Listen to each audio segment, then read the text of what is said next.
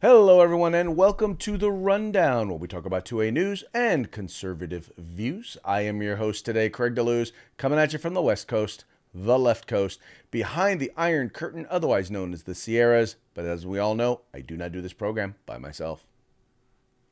Nope, my name is Mike Piwowarski. I'm coming to you live from the East Coast. That's the coast with the most, from the co-host with the most. Here on The Rundown, 2A views, conservative news. It's a welcome to a happy thirsty Thursday. And Craig, it sounds like you're getting your voice back. Oh, yeah. No, definitely getting the voice back. Good dose of bourbon to clear the to clear the area always helps. The whole thing here. Yes, all this got cleared. All this got cleared. Very good. Very good. Very good. Very good. How is your weekend going thus far? I got a little bit of like storm recovery stuff involved in it with some of the organizations I'm involved with, but for the most part, it's going well. It's going well. That is good to hear. That is definitely good to hear. For those of you who are wondering, you're like, wait a minute, it's Thursday. What are they talking about the weekend? You clearly are new to the program. We try to start our weekend about 5 p.m. Wednesday for both of us. So I usually get to start at 3 hours earlier than Craig, but he gets his last 3 hours longer than mine. So it works out. We try. We don't always succeed, but as I like to say, the fun is in the trying. That's right. Right. And wait, I thought it was in the pudding. Wait, that's a different saying. Never mind. that is definitely a different saying. Yeah, the proof is in the pudding. That's it. The proof is in the pudding. Yeah. All right. Well, before we get started today, let's go ahead and give a shout out to our sponsors. We shall. Let's talk. Let's say hello to our good friends over at Hitman Industries. That's hitmanindustries.net. Hitmanindustries.net.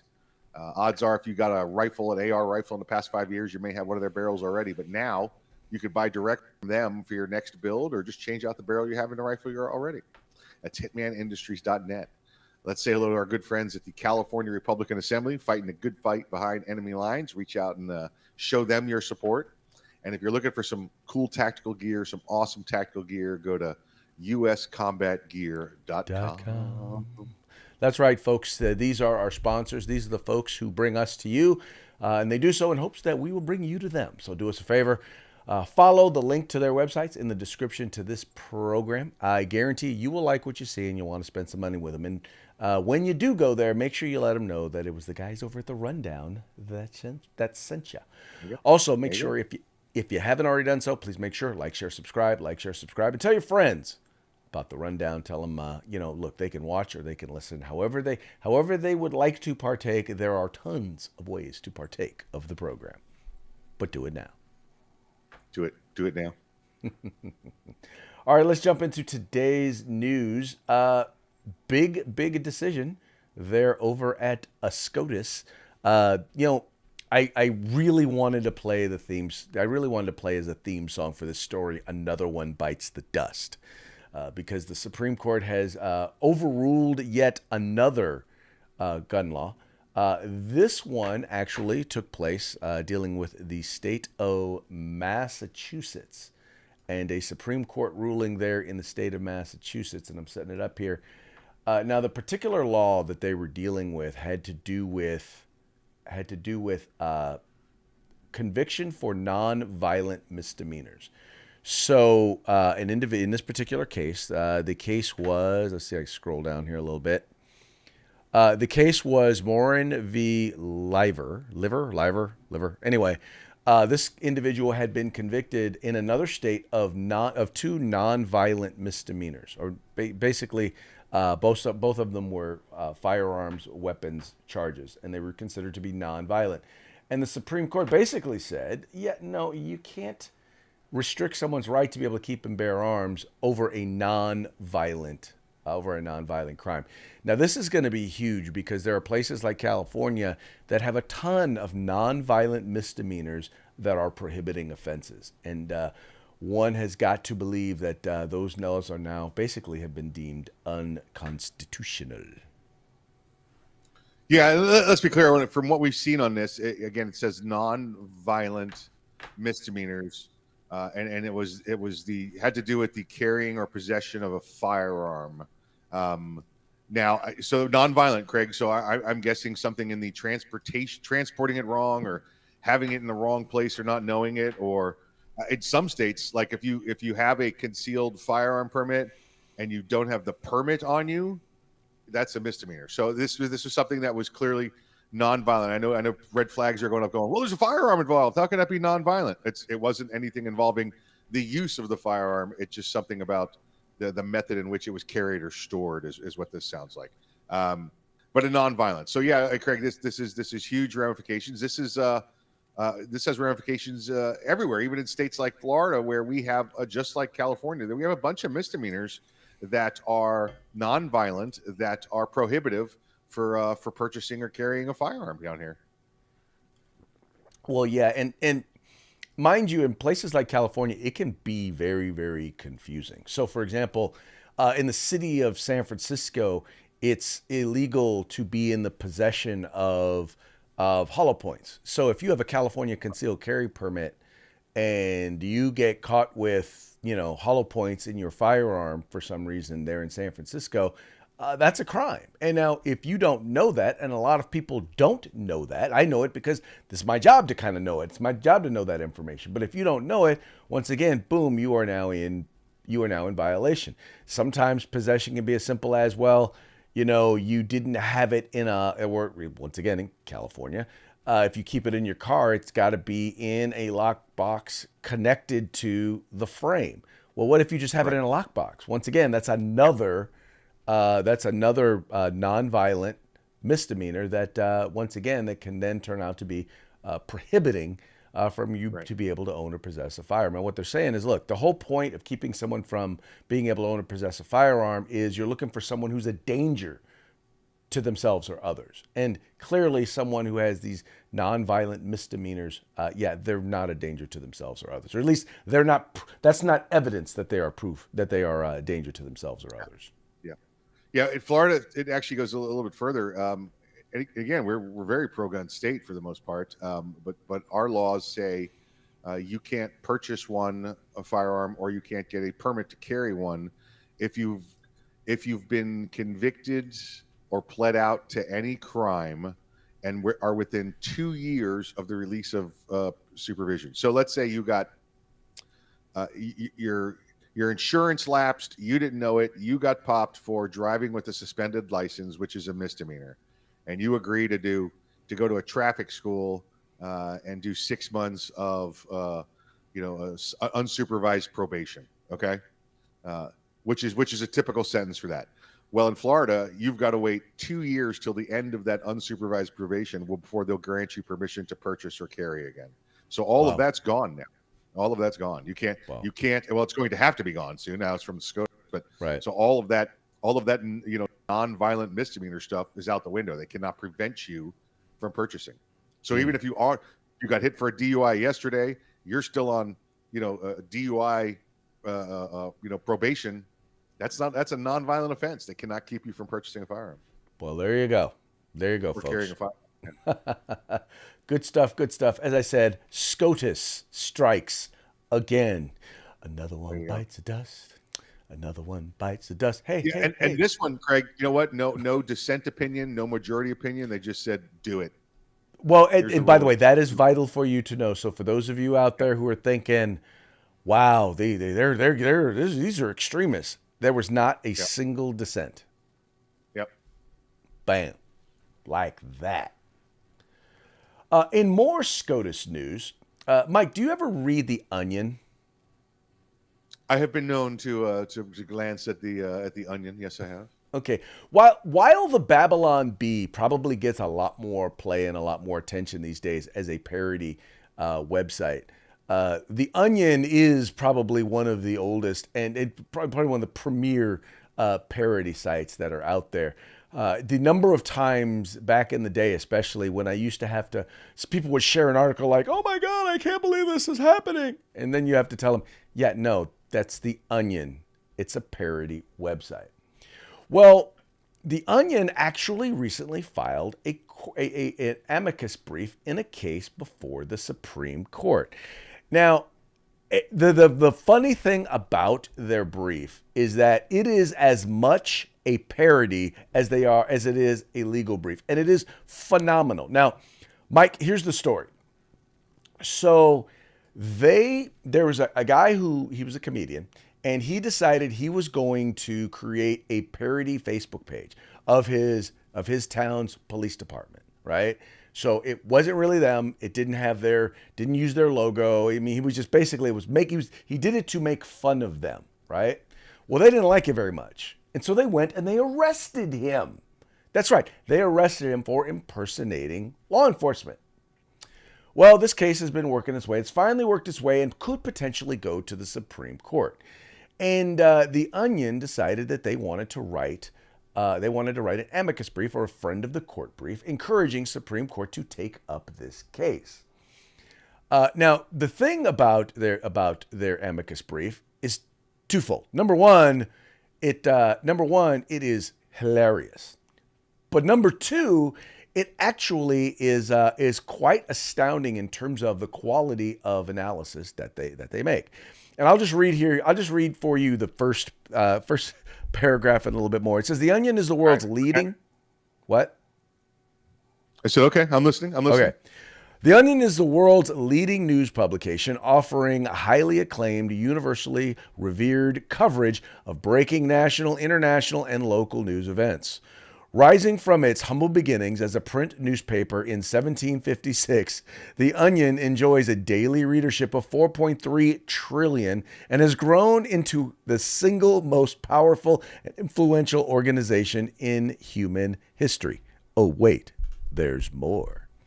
In addition to maintaining a towering standard of excellence to which the rest of the industry aspires, The Onion supports more than 350,000 full and part-time journalism jobs and has numerous news bureaus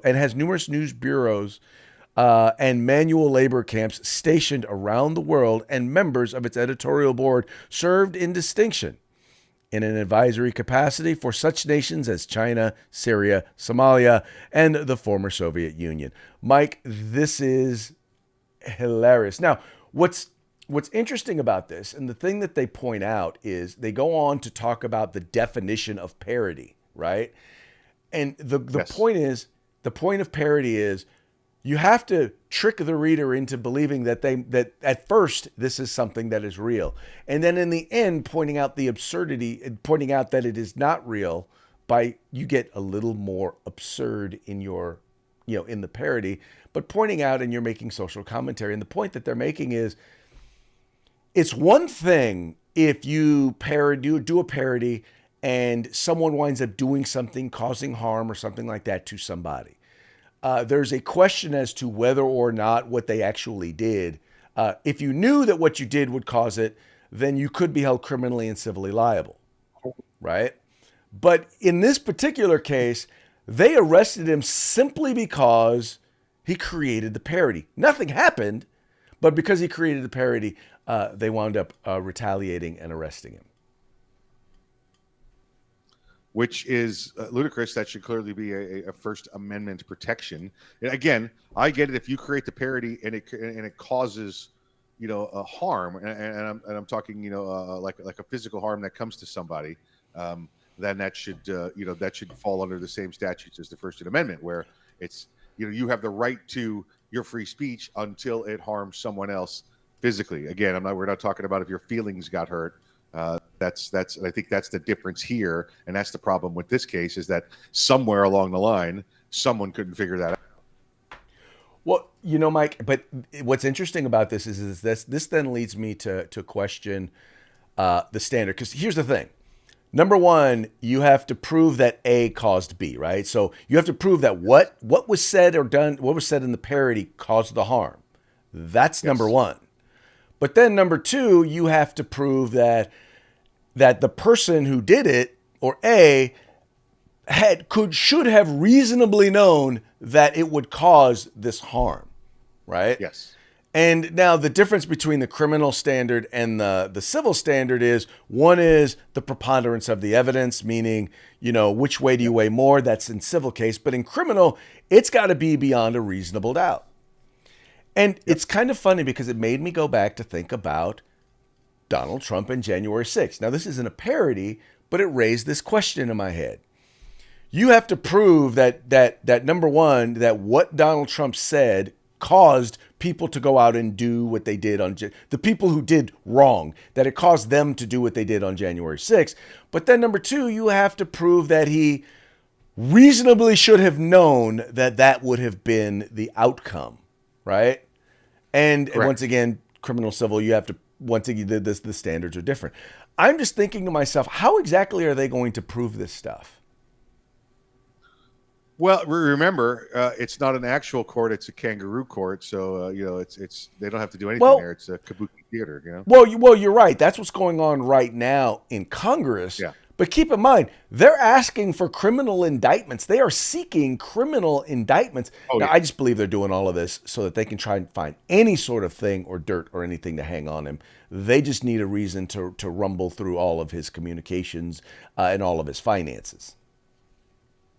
Yes. Yeah, and that's what they want. It's just a dragnet to try and get to every piece of info they can find, so they can, okay, listen, we investigated all these, his possession of classified information, and that's all cleared, but he's parked in a handicap zone. So here's a ticket. And that's all they really got. Oh no, they do have that.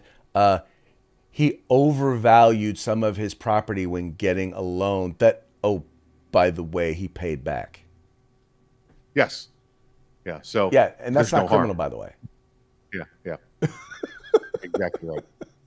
Yeah. Ridiculous stuff. Ridiculous stuff. It is definitely ridiculous stuff, but it goes to show you once again the kangaroo court. Just how, like you said, how much of this is a kangaroo court. But like I said, if you guys Yep. get a chance, I will post a copy of the brief there on our Facebook page. You guys have got to read this thing. It is 23 pages of hilarity. Yeah. It's listen, and the Onion is great at this. And like you said, they've been doing this forever. They predate. Well, I don't know about the date of incorporation, but they've been around as far as viewership and followership a lot longer than the other places like Babylon Bee that we know. But yeah, Onion has always been one, and you always had to explain to people it's a parody, it's a Right. farce. You got to Go peel the back website. the layers. Yep, yep. Good stuff. Good stuff. All right, this next one ain't no peeling back on this one, or there maybe there's a lot of peeling back. I don't know, but Nancy Pelosi, and just talk about not getting it. I've just come to the realization that there's people hit a certain age and they stop thinking about the stuff that they say. Nancy Pelosi recently, when talking about the immigrants being sent from Florida to Martha's Vineyard, made this comment. And oh my God, I'm just wondering where is the outrage? Here it is. Thing that we can do for our economy is to have comprehensive immigration reform. We have a shortage of workers in our country, and you see even in Florida, some of the farmers and the growers saying, why are you shipping these immigrants up north? We need them to pick the crops down here. You need somebody. Mike, wow.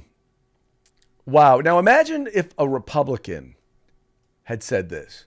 Which news outlets do you think would not be covering this story? Yeah, she's pretty.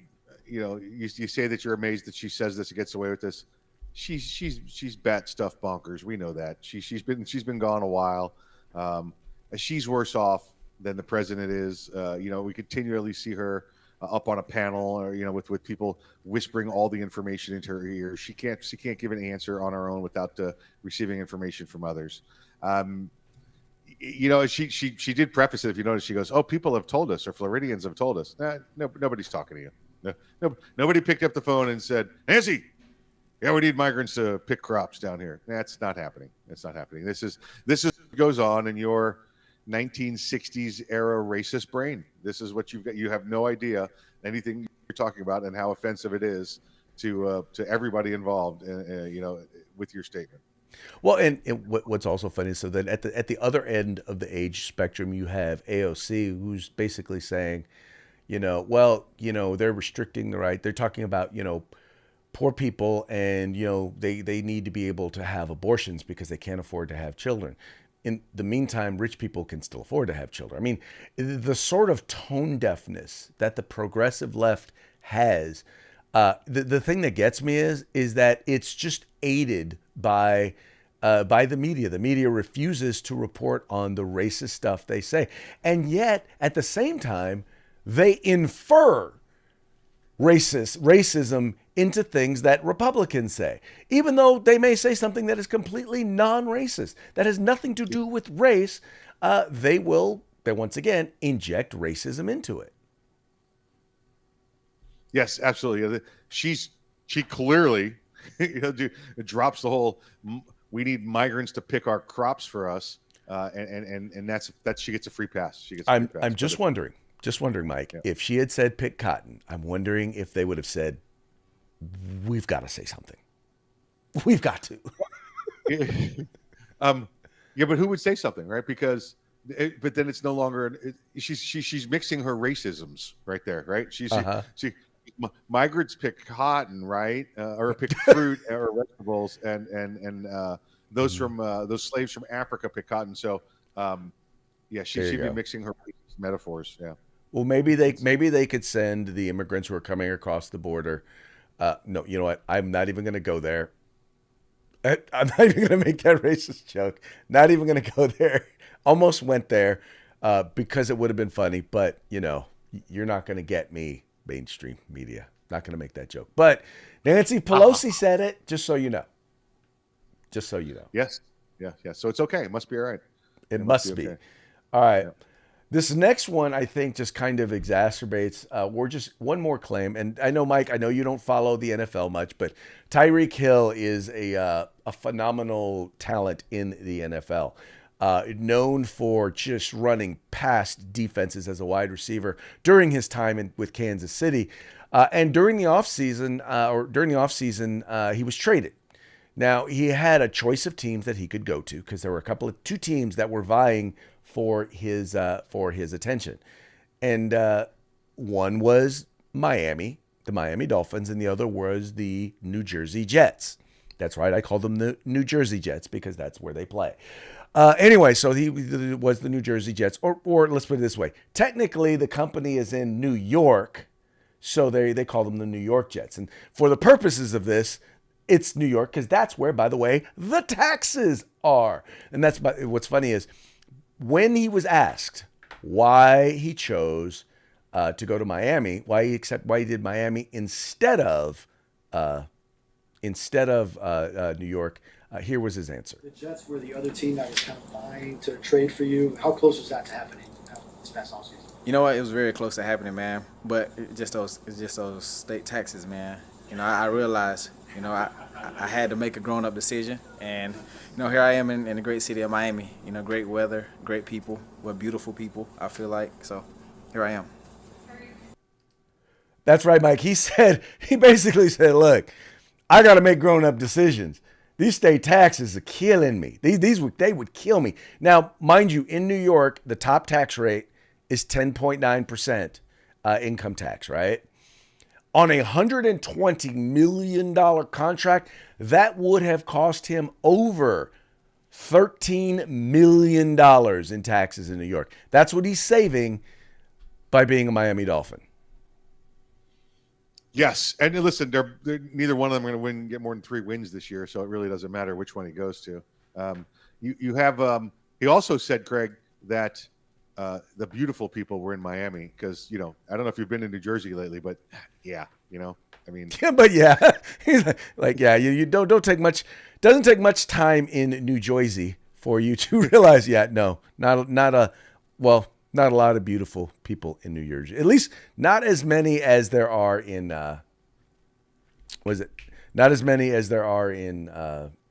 South Beach. South Beach. Now, mind you, the Miami Dolphins are 3-1 this year. Yeah, they're done. They're done with their wins for the year. It's over. Oh. It's the most they're getting. It's Well, like the Cowboys. I think it depends on the Cowboys are also 3-1 this year. Right, there's only one team with more wins than they have, and that would be the Philadelphia Eagles. So that's right. And if you stop the season right now, about 8 months shy of when it's supposed to end, you'd be in the playoffs, but that's not going to happen. So Yeah. Well, we shall see. We shall see. Yeah. But yeah, man, it's those taxes. I remember back in the day when Tiger Woods signed was a record-breaking $90 million deal with Nike. He moved that day. He went from being a resident of California to a resident of Florida, and it saved him about $4 million a year at that time. So once again, you can see right here that it's going to save him significant amounts of money. You know, if you go back, Craig, to look at things the founding fathers said, and when we were still colonies, Massachusetts was created for tax freedoms, right? We know that for Boston Tea Party and all that stuff, Stamp Act, and all that. New York was created for religious freedoms of all things, and then New Jersey it's actually in their charter. They were created to host New York football teams.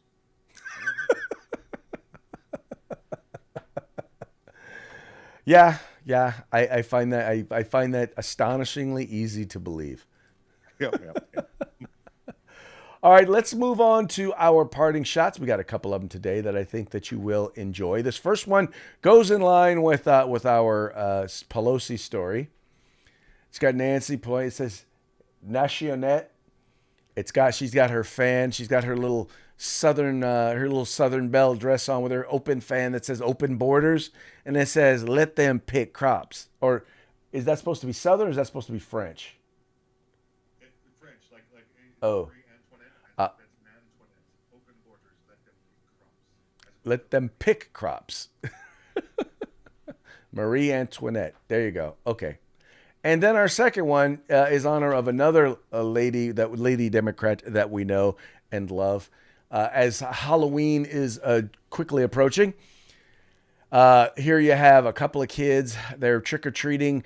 You have one dressed as Snow White, one dressed as Batman. They're walking away. And you have one that's dressed as a little Hillary Clinton. And the husband is looking at the wife and he's saying, the girl dressed as Hillary is refusing to go away. And then the wife is saying, nice touch. She gets it. She gets it. She gets it. That is a nice touch. She definitely gets it. In the next scene, she's burying the husband's body in the backyard. So that's truly Hillary. She's burying a body. I don't know if it's the husband's body because Bill is still around. So I didn't say her husband, just somebody else's husband. Oh, okay. All right. I get it. But here's the important part. He didn't kill himself. Yeah, exactly right. Yeah, exactly right. Yeah. That's right. Same as my Christmas lights. I hear rumors that she is trying to position herself as a potential, I'll jump in and run for Joe. Of course she is. And you don't think that's part of their plan? Of course she is. Does she not realize that nobody in the world, well, let me clarify. There are clearly some people in the world who take her seriously. Just not anybody with half a brain. Correct. And remember, if this were to happen, Craig, that scenario, not to go completely off on the topic, but that needs to happen within before the midterms. That needs to before the midterms take office. So January 5th, right? January 6th. They would have to find a reason for Kamala to leave, and then they would have to have the House and the Senate confirm her, and she would become vice president. Then they can get rid of Joe, and she could take office. So that all has to happen within the next 2 to 3 months. Wow. Anyway, any note, let's move along. That's a depressing thought. Let's move along and give a shout out to our sponsors. Yeah, let's say good day to our friends out there at Hitman Industries, hitmanindustries.net, hitmanindustries.net. Make sure you look them up for all your barrel needs. The California Republican Assembly, make sure you reach out to them and assist them, because it ain't free, folks, in their fight against the Newsomness, the democracy lunatics out there. And then, of course, our good friends for awesome combat gear at uscombatgear.com. Once again, folks, just follow the links to their websites in the description to this program and let them know that the guys over at The Rundown sent you. And on that note, we're going to go ahead and call it a day on this Thirsty Thursday, and we will be back with you tomorrow on Friday, which is Feedback Friday. Please remember, like, share, subscribe, and encourage friends to do the same. We'll talk to you tomorrow.